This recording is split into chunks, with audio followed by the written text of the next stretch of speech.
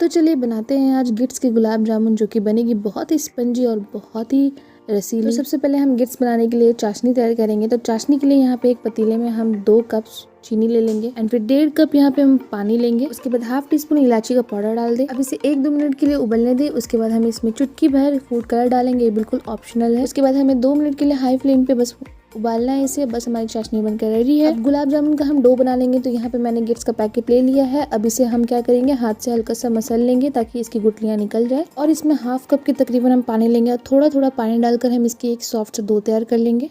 और उसके बाद एक छोटा टुकड़ा लेकर हम यहाँ पे गुलाब जामुन का शेप बना लेंगे। तो यहाँ पे देखिए मैंने सारे गुलाब जामुन का शेप बना लिया है। अब हमें मीडियम फ्लेम पे गर्म किया हुआ तेल में इसे फ्राई करना है। तो हम एक एक गुलाब जामुन को डालेंगे और इस तरीके से चम्मच से हिलाते जाएंगे ताकि गुलाब जामुन चारों तरफ से पक जाए। अब यहाँ पे गुलाब जामुन अच्छी तरीके से फ्राई हो गए हैं, तो इसे हम चाशनी में डाल देंगे और चाशनी हल्का गुनगुना होना चाहिए। और उसके बाद इसे 1 घंटे के लिए ढककर रेस्ट पे रख दें।